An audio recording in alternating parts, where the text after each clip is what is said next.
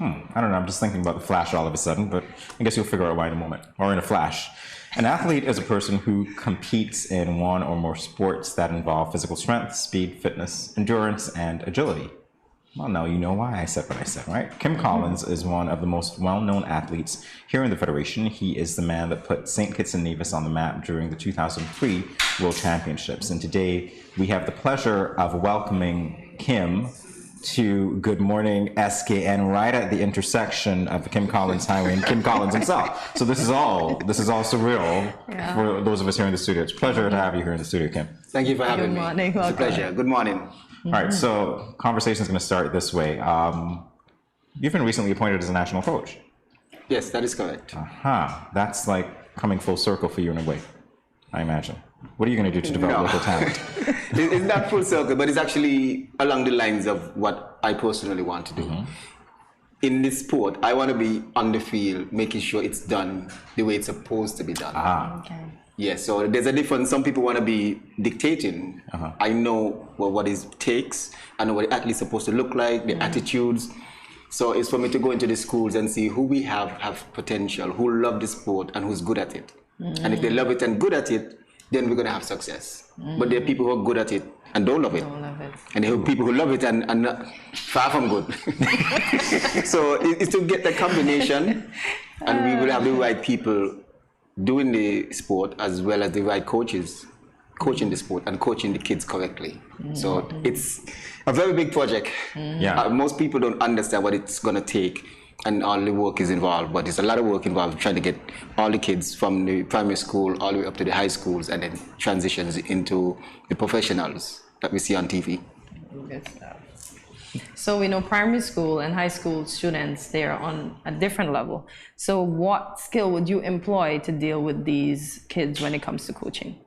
Well, the skill really comes in communication because they're at that age where their minds are so fresh. And it's easy to teach them. So they want to absorb all the information, they want to do the training, they want to try different things. So I'm trying to get to the point where I can say, okay, let me come in and introduce myself as the coach, not as Kim Collins, because it can be intimidating. So I'm trying to help them to understand what the sport is about. Why? It's not all athletes. We need physio. We need coaches, we need agents, managers, they call them sometimes. So there's so many dynamics that the sport has to offer. So I'm encouraging persons, like if you're not good, you still can be a good coach. You can be a manager, you can be a physio, you can be a chiropractor, you can be someone who helped the athletes to get there and still be involved in the sport. All right, so I'm curious now because you're in this position. It gives you a chance, I suppose, to look back at what you did that was good, what you did that wasn't so good. So in peeking back that veil a little bit and looking at perhaps how you would improve on what you weren't good at the time and the age that the children are now. Right. Have you identified any of those things? There's tons. There's tons. But the tricky thing is, well, my wife is also, we work together.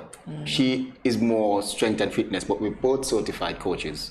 Okay. But coming from a straight strength training background, they have better understanding of what the body needs, what it takes.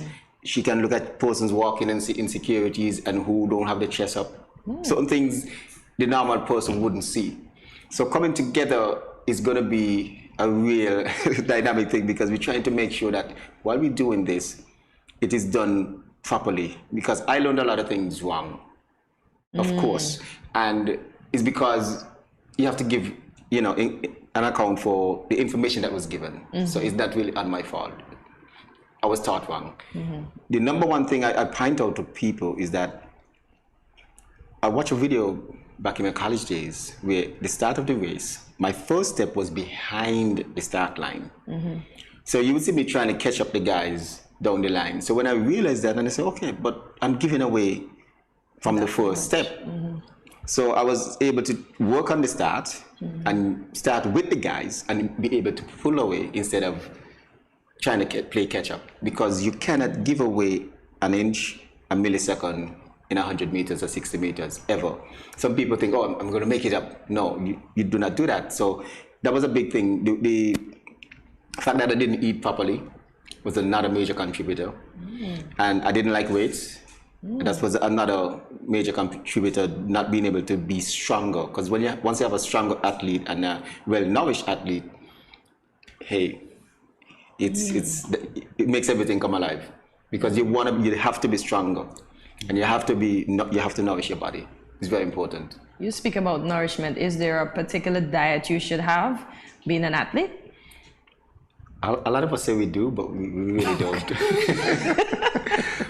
I mean, why I'm saying that, I mean, for the younger kids, you have to understand, you have to eat what mommy cooks. You have no control over that.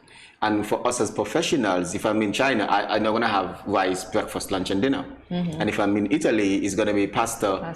Pizza, breakfast, lunch, and dinner. You're not in charge or control of that. But definitely you want to stay away from fast food or fast cooked foods. Most of the starches, but we as athletes, we kind of get away because our body burns. I was just going to say, Kim, our body but burns. we run in, so we're running it off. Not running, but the work we do to warm up, just the warm up alone, it's a workout for the common man, just the warming up alone. Okay, got you. And you remember, this goes on for days, and then it goes on for weeks, and then months, and then for some of us, years. So all these years of compounding all the workout that we do, the body is just always firing. Okay. So you're not an athlete? Huh? We've talked about this before. I am still an athlete, okay? Oh, you're just saying that because Kim, she's just saying that because you're here, okay? Yeah, you know that. She's just saying that because you're here. I'm going into this. Where did the desire to become an athlete begin? When, Wow. where, how? That's a tricky one, and it's one that a lot of persons really don't like the honesty in the answer. So Let's go. Come on, be honest. Sounds to be funny. well, we all were in primary school, and I wasn't the fast guy. So everybody else got to one, and then of course I quit. Then I went to high school, junior high, which is now Washi, and I tried out for the team, and of course did not get a chance in junior high. Of course I quit again, and then came to Bastille High, tried out again, and it went pretty well. But then the thing was, I kind of realized, because I wasn't the rich kid or the bright kid, you realize the star athlete can get some attention from the opposite sex, so yeah. The sport attracted girls. Yeah. That's a good story. What was it? Yeah, so yeah. But some people say, no, you shouldn't say that. But I was motivated. But it's a reality. Yes. And it was your reality, and you wouldn't be here now if Yep. we're not But for that then, of reality. course, the focus changed. After a while, I started representing the country. My first team was back in 1993. And of course, I moved on to college, university, and then, of course, onto professional. So even though you started out here, Rocky. the motivation changed over time. So who changed your motivation, would you say? Is that who is the understanding of what the sport can offer? Oh, okay. Because back then, we never had a person who went out and was on what we call a professional circuit. We didn't have that. We just started going to the Olympics in 1996 for the first time. And also, when we went to those World Championships and Olympics, we were done after the first round. So as we moved on and have somebody to make finals and win medals, it changed the game, because back then we only walked with the national anthem as a formality because you were told you had to walk with it. But then we became known and we walked with the national anthem in hopes of it being played more and more. Good. So there was a transition for you then, in terms of becoming an Olympian. So you saw that you could actually become an Olympian. Right. Because most people don't know. They don't know what they can do. And what I'm trying to explain to the young people now, they want to get there, but they don't want to go there. They want to get to the podium. They don't want to do the training. They don't want to understand the eating and everything involved to get there, but they just want to arrive. Because I explained to them, I dream of genie. The guy had a genie that could grant any wish he wanted, but he still went to work every day. True. Still complained about his boss, and his genie could change that. He went through his life. He went through what we as human beings call, society. But they want to get there, and I'm trying to discourage that mentality and make them understand. If you just learn the simple dynamics of the sport, you'll be surprised what it can do for you. So there's no fast run. That's good advice from a very fast man, by the way. Yeah. No fast way to success. You've got to No. work hard at it. But you have to learn. Yeah. They want to do, but they don't want to learn. And it's in simplicity. Everything we're doing, we had to learn. Even sitting in the chair, walking, talking, Yeah. taking a shower. You have to learn all these things. And I'm saying, if you want to be an athlete or content creator, whatever it is, you want to be a YouTuber. Love the enthusiasm, YouTuber. YouTuber. What is that? You know? The influencer. Yeah, right, influencer. Oh, yeah. But I'm trying to explain to them, you have to learn. Just learn your craft and you'll be surprised. So can you give us some insight on the training and discipline needed to work towards winning the international meets? Well, the training and the discipline, the number one thing is you have to find the person to take you there. A lot of coaches will come to you and tell you, well, you know, I could train your son or your daughter. But you have to see, okay, who have you coached? Who have you trained? Because the guy who's building your cupboard, he's going to come with his portfolio. Yeah, the greenhouse of monkey, that was me. And the average house of burdock, that was me. He's showing you, this is what I can do. This is my work. Yeah. And you need to make sure you have persons that can show you, this is my work and this is what I can do. Because there's a lot of imposters. So you need, first thing, you need a coach who can take you there. You need to understand there's a little bit of selfishness. People don't understand it, what it means. If you show up to training and your friend don't, you still have to train. Yeah. If you make a team or you get accepted to college or university, you have to go and leave your friend behind. When you get to the podium and you're on the podium, your mother could have been in labor for 3 days. She can't be on the podium with you. It's that understanding that you have to stand alone at some point, and you cannot allow people to keep you from having your moment. Agree. We're going to take a look back to 2003 when you put the Federation on the map during the 100-meter dash at the 2003 World Championships in Paris, France. We have a video clip. Let's take a look, guys. Cleanly the first time. Bernard Williams gets a good start. So does Tim Montgomery. Here comes Wayne Chambers. It's Wayne Chambers moving to the front and the outside. It is Campbell coming through, and on the inside it is Brown coming strong at the finish. But I think it may have been Kim Collins in lane 1 who got up there.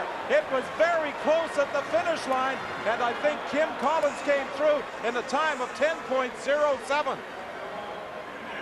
Well, at the beginning of the championship, we said it was going to be an open race, and they came through the line almost together, didn't they? It was very close at the finish line. Did Kim Collins lean in just in time, or was it Darren Campbell on the outside? No, on the photo finish, Collins has got it, no question about that, but second place is in debate. It certainly is. Kim Collins in 10.07. Wow. Back in 2003, what was going through your mind? Man, there were so many things because, well, fast forward after the race, I explained to my other competitors, when you go into the rounds, if you look back at the introduction, you will see everybody who's ready to go into the rounds. But I observe my opponents. So I know, okay, well, Tim was on the bed too long, and Dwayne's face don't look right, and Bernard wasn't smiling in introduction. No, you look at these things because you know them. You've seen them over the years. So when I go to the competition, you secretly watching them see who's smiling, who's having a good day. Say, okay, boy, he's ready today. So getting into the finals and looking at the introduction, you realize, okay, a lot of people were not ready. Because you know they didn't have the usual antics, as we call it. So I see the possibility, and it's just one of those things that as much as you want it, you never know when it's gonna come. Us normal people, we never know. It is. And did you know that you won the moments after? No, I did not No know. clue. Because before that, in 2001, was one of the most difficult finishes ever in a 200. We had 4 people at the same time. First and last was obvious, and 6 of us lined up. I mean, we lined up, and then Jamaica got second, and myself and USA got tied for third, but all 3 of us had the same time. And if you look at the finish, the photo finish, I believe I got second because my neck was like a giraffe. My neck was way out there. It looked like it stretched a few inches or more. So it's difficult because you never know what the photo finisher is going to say. So you have to wait for them. And I honestly thought Darrell Brown had won. But when you're there, you cannot, if you ever try to look, the race is over. Just any little thing. A lot of people talk, but they don't understand. Any little thing can throw you off your game. Oh, wow. Somebody just walk past your lane or jog in your lane, it could mess your game up. So if you're not strong, the little things could kill your game long before we get to the track. Wow. Well, that's good advice for our younger athletes. Anything else you'd like to tell them in our final moments? Well, I would definitely want to tell them the sport has a lot to offer. So if you love the sport and you train hard, I'm looking for that person to outdo what Kim Collins did. So if you're out there, let's get ready. We have a training camp coming up. We have a lot of information to give out and a lot of ways in which you can learn. So look forward to being able to train with me, and I hope you guys are interested.